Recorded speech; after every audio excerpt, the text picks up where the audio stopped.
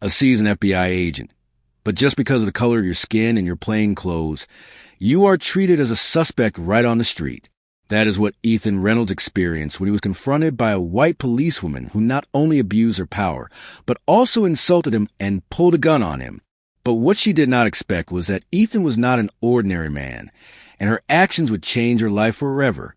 This story will make you think about justice, courage, and patience in the face of injustice. Thank you for being here. If you like this content, please click like and subscribe to the channel so you don't miss the next meaningful stories. The afternoon sun set over the horizon, dyeing the quiet atmosphere around the city's large convention center red.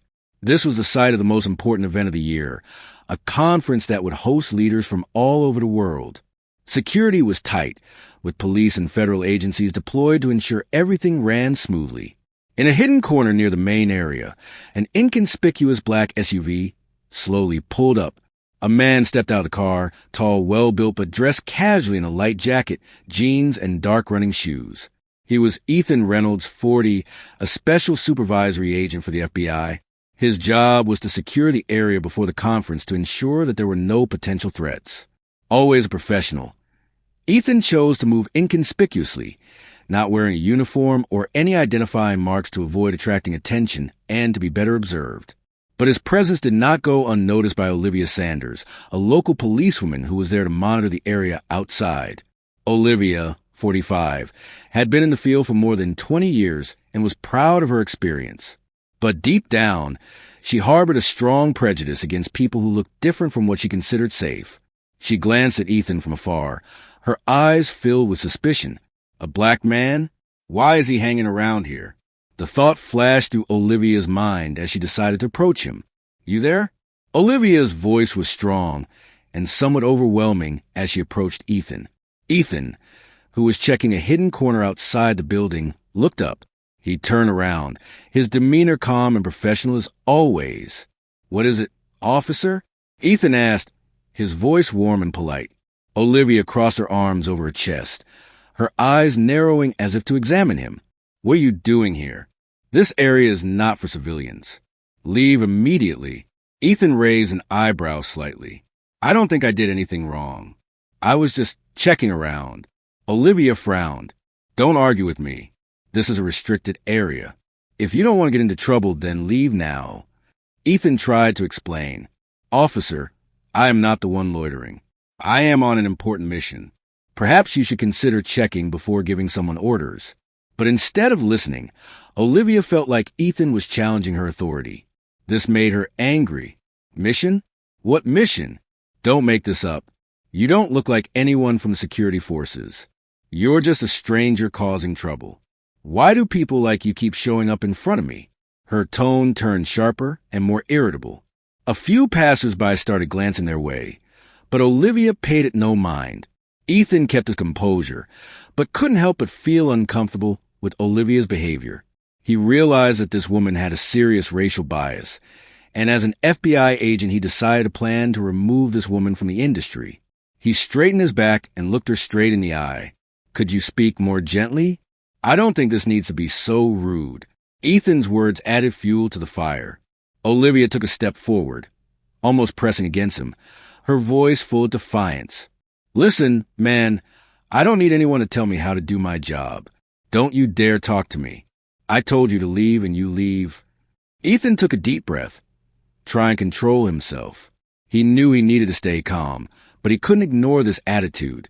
Officer, I'm not here to argue, but you should be careful how you treat others. Your attitude and words can have serious consequences. Olivia laughed scornfully. Consequences? Are you threatening me? Who do you think you are, talking to me like that? In that moment, Olivia completely missed any signs that Ethan was anything other than a normal person. Instead, she saw a plainclothes black man, an image that her prejudices had distorted into a threat. Ethan did not respond to provocation. He just looked at her, his gaze calm but steady. I just want to remind you that everyone deserves respect, even if they don't fit the image you expect. His words did not wake Olivia up, but only made her angrier. She clenched her fists, her eyes flashing with indignation. I don't need your lectures. Get out of here before I arrest you for obstructing an officer, in the execution of his duty. Ethan still didn't move. He knew this wouldn't end easily, but he didn't want to leave without clearing things up. A tense silence fell between the two as Olivia and Ethan's eyes met. In those eyes, Ethan saw not only anger, but also a deep fear hidden behind a mask of power. But that did not make him sympathetic. Instead, he saw more clearly his responsibility, not just to protect the conference, but to protect the values he believed in, just justice and respect. The atmosphere became more tense as Olivia Sanders, her eyes flashing with anger, stood before Ethan Reynolds. His words, polite but firm, added fuel to the fire that was already smoldering inside her. Olivia felt challenged, offended by what she considered the provocative attitude of Ethan, who in her eyes was not worthy of standing or responding to her. "Listen," Olivia said, her voice full of menace. "I don't have time to argue with you. Either you leave this moment, or I'll arrest you." Ethan kept his composure, though he was starting to feel uneasy. He didn't like arguing, especially with a woman, but he couldn't back down when he was carrying out a legitimate mission. "Officer," Ethan said, his voice slow but commanding, "I have explained that I am here to work. You have no right to fire me without understanding the situation." Olivia laughed derisively. "Work? You think I'm stupid? Look at you. No badge, no papers, nothing. You're just a suspicious black man loitering." Ethan raised an eyebrow, offended. "You're judging me based on my appearance? That's not how a police officer should act." Olivia stepped closer, her eyes full of provocation. "Don't lecture me, man. You're causing trouble, and I have the right to deal with you like I do with anyone else." A small crowd began to gather nearby, some stopping to watch, curious about the tense confrontation. But Olivia paid no attention. She was focused on Ethan, her anger growing as he showed no fear or backing down. Ethan sighed, trying to control his patience. "I don't want to cause any more trouble, but you should watch how you treat others. I'm not leaving, and you have no valid reason to arrest me." Ethan's last words added fuel to the fire. Olivia blushed with anger. "Are you challenging me? Fine." Unable to control her emotions, Olivia suddenly pulled out a gun from her waist holster and pointed it at Ethan. The sound of the gun being pulled out startled everyone around her, and the air seemed to freeze. Some people screamed in fear, stepping back to get away from the tense situation. Ethan didn't panic. He had faced far more dangerous situations in his career. He stood still, his hands raised calmly, his eyes never leaving Olivia. "Officer, I advise you put your gun away," Ethan said, his voice low and firm. "What you are doing right now is not only wrong, it is extremely dangerous." "Shut up," Olivia yelled, her hand gripping the gun, her finger almost on the trigger. "I give the order and you will obey. Get on your knees now." Ethan raised an eyebrow. "I am not a criminal, and you know it." Olivia gritted her teeth, her breathing coming in short gasps. She felt as if her authority was being threatened, and the thought that this man showed no fear drove her even madder. "I won't warn you again. Get on your knees." Olivia shouted again, her voice shaking, whether from anger or fear. Ethan didn't comply. Instead, he slowly pulled his phone from his jacket pocket, moving slowly so as not to escalate the situation. "I'll call someone higher up," he said, his voice calm but firm. Olivia yelled, "I forbid you to call. Put the phone down right now." But Ethan didn't let her words distract him. He dialed a familiar number, held the phone to his ear, and within seconds, a familiar voice was on the other end of the line. "This is Sheriff Jonathan." "Who's calling?" "Jonathan, it's me, Ethan Reynolds. I'm in the conference area, and there's a problem with one of your officers." "I think you should come right away." Sheriff Jonathan was silent for a second, then his voice became urgent. "Hang on, Ethan. I'll be right there." Ethan lowered the phone, his eyes still fixed on Olivia. "The sheriff will be here soon. I suggest you calm down and put your gun away." Olivia, now feeling completely out of control, kept her gun pointed at Ethan. Olivia seemed unaware that her actions were being watched. "Sheriff," Olivia growled, "don't make things up. I know people like you." Ethan said nothing, just watched silently. He knew the situation couldn't go on much longer without intervention, and just a few minutes later police sirens blared and a patrol car pulled up nearby. Sheriff Jonathan, a middle-aged white man, stepped out of the car, his expression tense. "What's going on here?" Jonathan asked loudly. His eyes immediately turned to Olivia and the gun she was pointing at Ethan. Olivia was startled, but she did not lower her gun. "Chief, I'm dealing with a troublemaker." "Put the gun down." "Olivia." Jonathan cut in, his voice full of authority. Olivia hesitated, her eyes wavering between Ethan and Jonathan. But when she noticed the cold gaze of her superior, she reluctantly lowered her gun. Jonathan stepped closer to Ethan, his eyes filled with remorse. "Ethan, I'm really sorry about this. I didn't know it would go this far." Ethan nodded slightly but said nothing. He knew that the situation was not over, and there was much more to be resolved. Sheriff Jonathan kept his eyes on Olivia Sanders, disappointment clear on his face. Olivia, still not fully aware of the gravity of the situation, stood up straight, trying to keep her composure. "Olivia, do you know who you just insulted and pointed a gun at?" Jonathan asked, his voice low but powerful. Olivia raised her eyebrows, her eyes challenging. "It doesn't matter who it is. I'm just doing my job. This person is acting suspiciously, and I have the authority to deal with him." Jonathan sighed, rubbing his temples as if to control his anger. He turned to Ethan Reynolds and said with rare respect, "Ethan, I sincerely apologize to you. I will take care of this immediately." Olivia narrowed her eyes, her lips pursed suspiciously. "Why are you apologizing to him? Do you know who he is?" Jonathan turned to Olivia, his eyes piercing her stubbornness. "Olivia, the man you just pulled your gun on is a special agent in charge of the FBI. He is on a mission to ensure the safety of an important conference in the next few days, and you are not only obstructing him, you are blatantly abusing your authority." The words hit Olivia like a powerful blow. Her mouth fell open, her eyes filled with confusion and bewilderment. "FBI agent?" Ethan kept a composure, but did not hide his cold gaze towards Olivia. "That's right. If you had just examined me carefully instead of judging me based on my appearance, things wouldn't have turned out this way." Olivia stuttered, trying to justify herself. "But you didn't prove anything. I couldn't know."